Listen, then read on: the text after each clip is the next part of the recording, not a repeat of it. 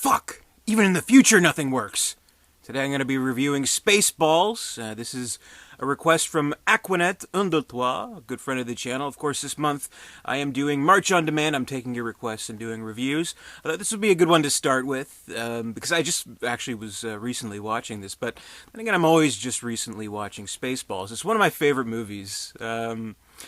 One of my favorite comedies, one of the best spoofs ever, stars two of my favorite Canadian icons in John Candy, the legendary John Candy, and Rick Moranis, the legendary Rick Moranis. Come back, Rick, we love you. Of course, one of Mel Brooks' best movies. Needless to say, this is a spoof, a send-up, a satire of the Star Wars movies, the original three that were out at the time. And we see a lot of similar kind of stuff. And we see a lot of poking fun at some of the things in the plots. Mainly, the biggest thing it's known for kind of spoofing is the merchandising of the movie. Merchandising! Spaceballs the t-shirt! Spaceballs the flamethrower! The kids love this one. Spaceballs the breakfast cereal! Spaceballs the toy! Pulls a string. May the Schwartz be with you. All that kind of stuff, which I don't think, too many people were kind of spoofing the fact that the Star Wars movies were such a merchandising cash cow kind of thing. Even like, oh, we'll meet together in the Spaceballs 2 to search for more money. Meanwhile, that's actually happening. Oh my God, wouldn't that be awesome? I saw those posters up. I hope that's, not a cruel April Fool's joke, but I guess we'll see.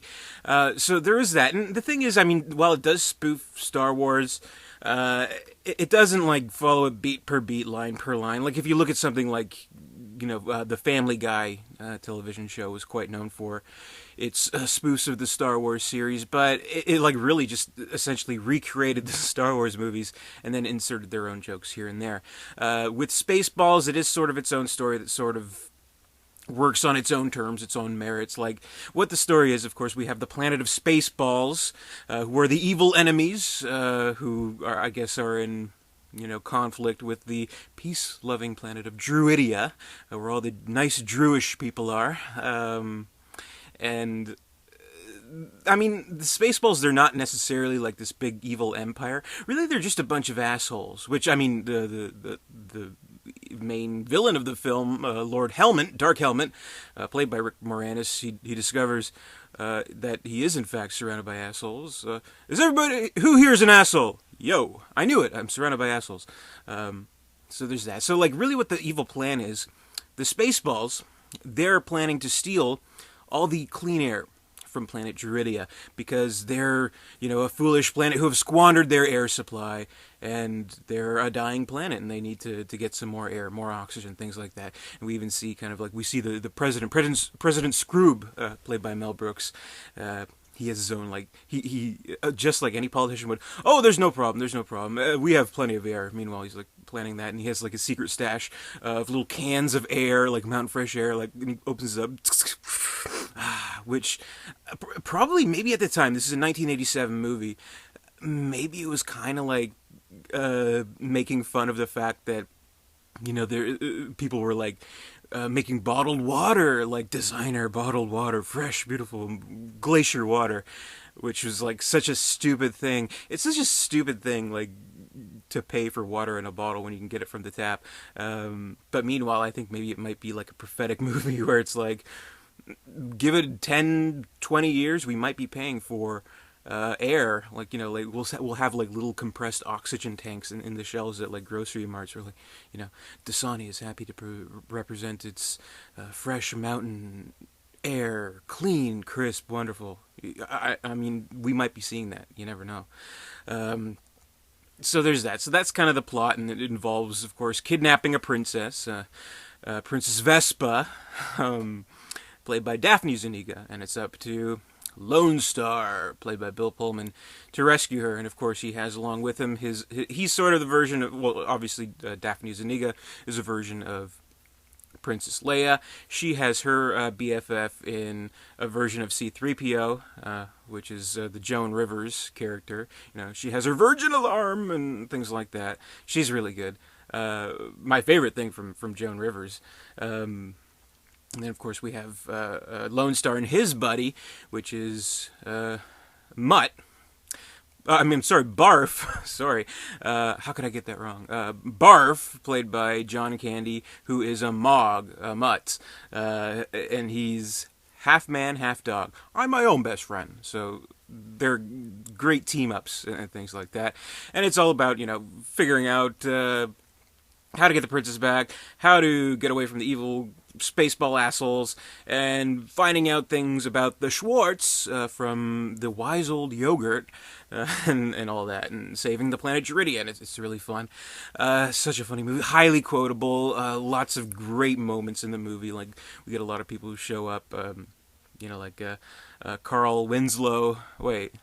Isn't that the dad from Family Matters? Michael Winslow from the Spaceball movies. He has a cameo in the movie where he plays like the radar detector. I've lost the bleeps, the blips, and the blops, sir. The what, and the what? It's like the bleeps, bleep, bleep, bleep, the blops, blop, blop, blop, and the blops. Whatever. I can't do it, but he's funny. What?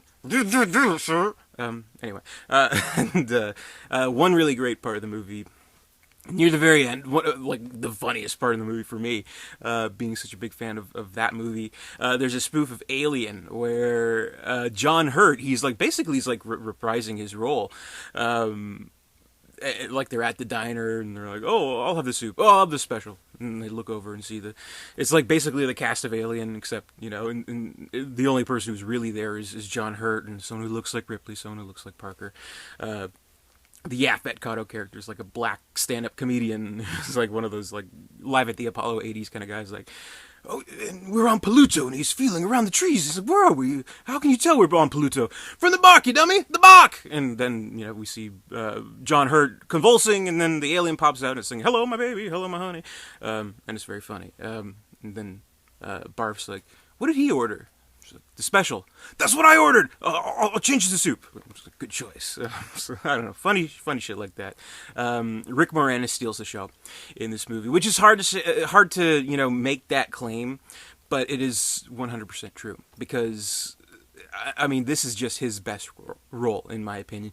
I loved him in Ghostbusters. I loved him in Honey, I Shrunk the Kids. I loved him, in Strange Brew. But he's just so masterful here. This is his iconic role. This is what he's known for. He's just so funny.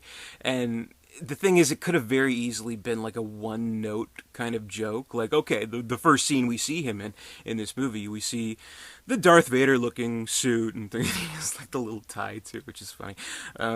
He's like walking up to camera, dun dun dun dun dun, dun. Thing goes up, I can't breathe in this thing. That could have been just it. It's like, ah ha ha ha, it's Rick Moranis.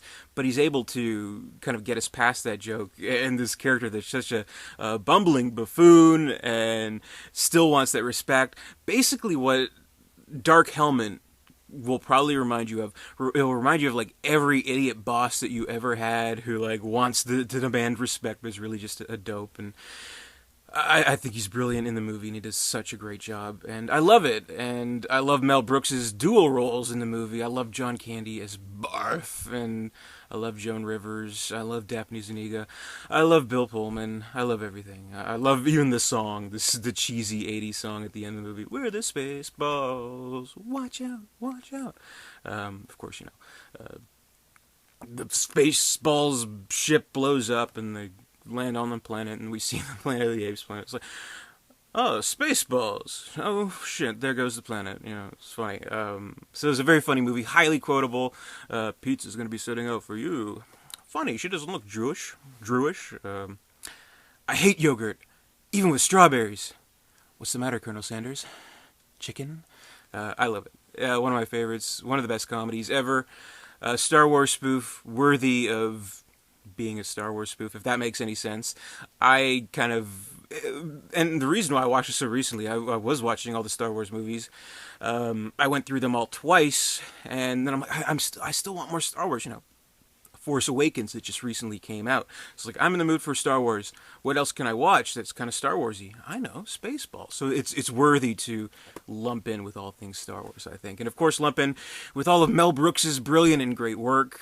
He's just a master of his craft, and I love him. And if you haven't seen this movie, I think I've like said every quote in the movie, but definitely give it a watch. So thanks, Aquanet123, for the recommendation to review Spaceballs. If you have a movie recommendation that you'd like me to review this month, I'm going to put a link to the video below. Comment in that video, and I'll see if I can review that for you. But it's been fun so far. Be sure to comment, rate, subscribe, all that good stuff. And visit dare237.com. And until next time, I'll see you later.